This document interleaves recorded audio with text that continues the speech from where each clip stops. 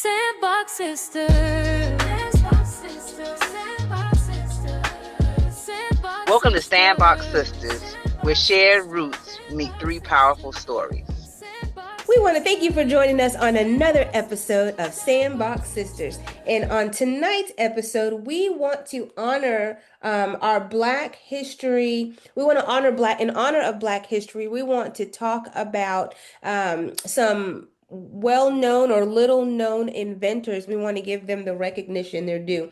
There's a lot of inventors out there that have invented stuff and it's by Black folks. In fact, I don't know if y'all noticed this, but there is more as we as Black people that we have contributed to to the world than I think that we actually get credit. Yeah, there is a lot Look that at Black inventor. people look over that Black people do, that we invent.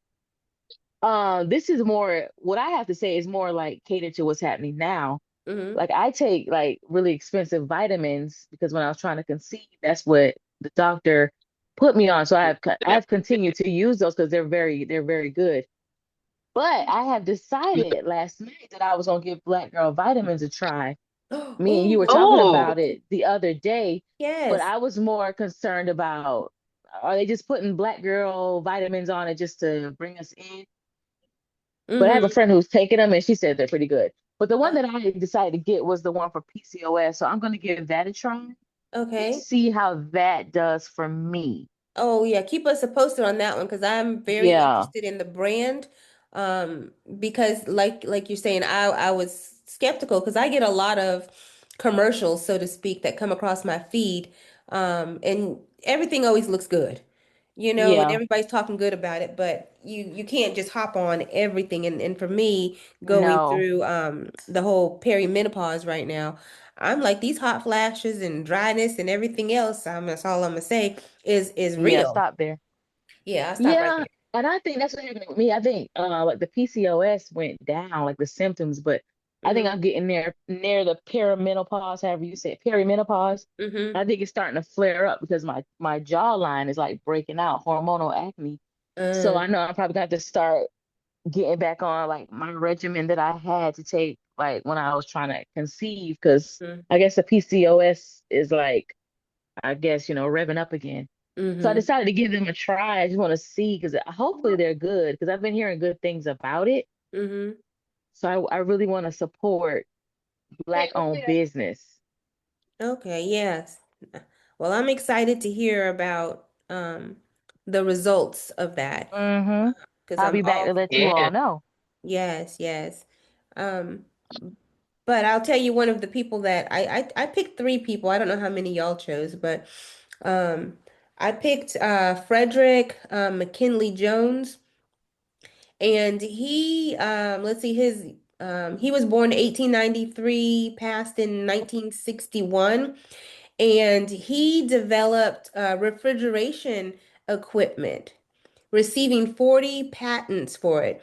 In the 1930s, he began inventing automatic refrigerated air cooling units for trucks, trains, ships, and planes.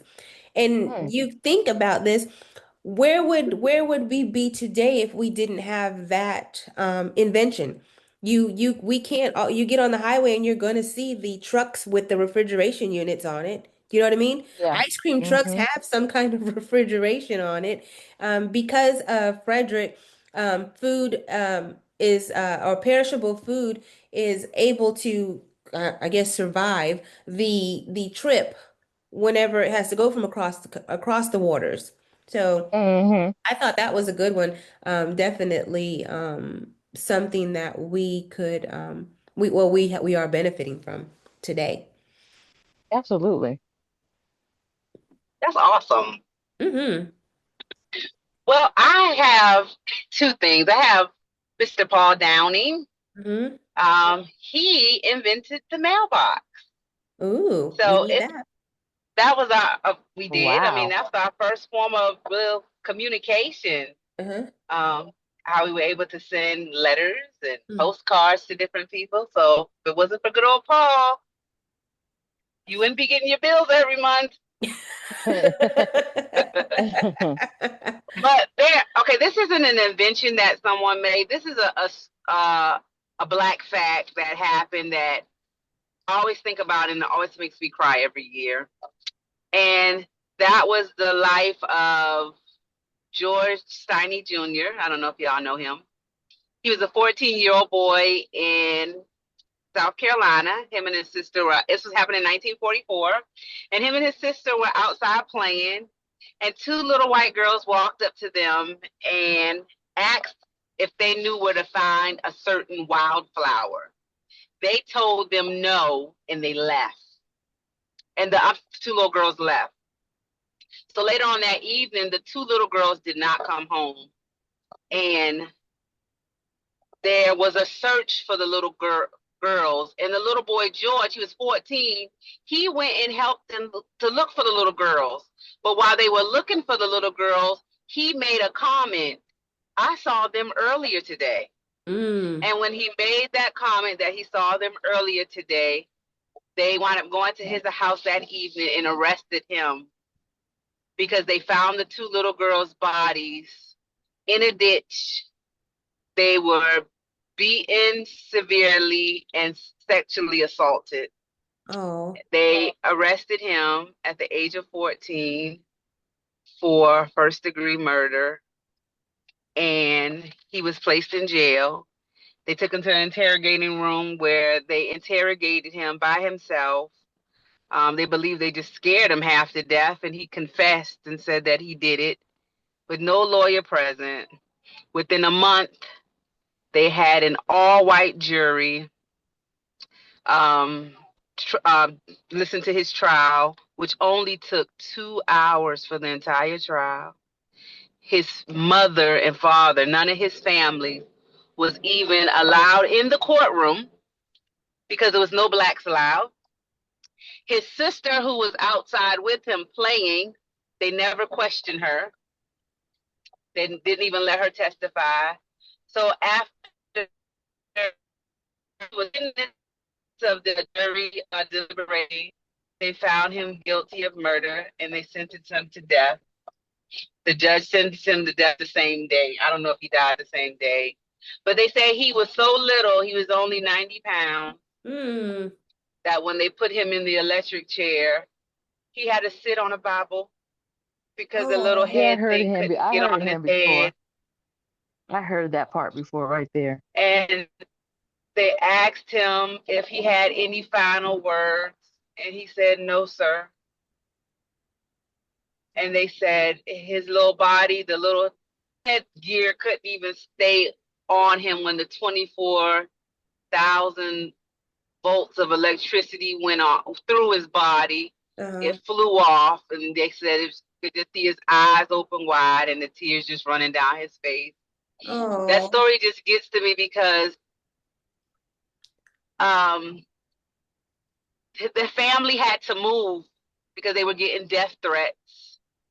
In 2014, they went and took it back.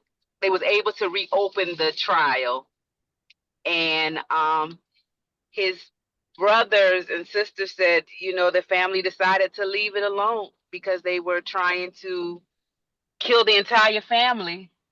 But they were able to get it overturned, and they were able, took 70 years, 70 or 80 years to find him not guilty. And they even found out who killed the girls who were never charged. So that story always just bothers me, that the little boy died, but his family, they still fought for him.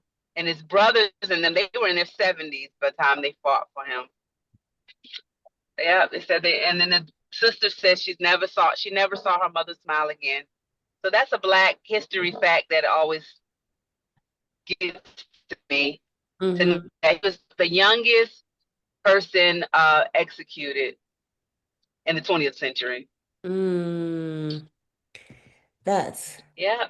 That's sad. And I'm sure there are many other sad Oh yeah. stories that have happened throughout the years. And you know what's even worse is things are still happening, you just don't hear about it. Right, but It's we can't cool. let the Black history die. Uh-huh. And I feel like, we need to always make sure we do the research and see what people went through. Because there's Mm-hmm. so many things, because the schools always limited us.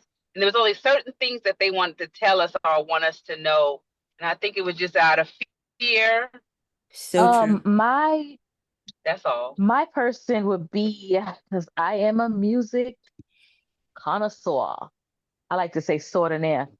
Anyway, her name is Dr. Maddie Moss Clark. She created the three-part harmony that you all hear in churches today. She is the mother of the Clark sisters. So whenever you're in a choir and you're singing your part, Yeah. you can thank her for that. And that always just, I've always been a fan of the Clark sisters Yeah. because probably because our father always had music playing in our household. So I really resonate with that because it's just I love to sing. I can't sing, but I love to sing. Mm-hmm. I just love music. I love to dance. I love all that. I just love the beat, the rhythm, everything you could think of. I'm Yeah. here for it. And so Yes. the fact that this iconic woman put this on the map for Black African American Black churches. That's the same thing. Excuse me, I said it twice. For African American churches, that's why you have choirs to this day. Even though they try to phase choirs out, Mm-hmm. this is why you have what you have because of Dr. Maddie Moss Clark. Yes. That's a good one. I like That's that. Hmm. awesome. I had also Mm-hmm. picked this other gentleman. I want to say my in church Sunday it was mentioned, and I was just so wowed by it. But it was Garrett Morgan, born 1877 died 1963, and he invented the yellow signal in a traffic light.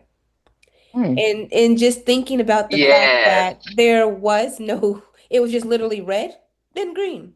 And the fact that you could think of how many times you were actually running a light and because it's still yellow, you're going to keep going. But, without his invention, it was just stop and go. So imagine how many lives his invention has saved. I Hey, think that right. right Imagine there how is, many Well, that's how awesome. many tickets people haven't received because of his invention. yes. Looks like it's National Chili Day Mm. and National Toast Day.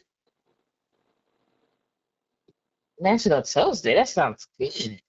Yeah, because I got a piece of toast this morning. I love toast, y'all. I Hmm. like put the butter on it when it first come out, Or the and peanut then I have butter. to put or peanut butter and honey, or put the strawberry jelly right on top after that. I like it warm.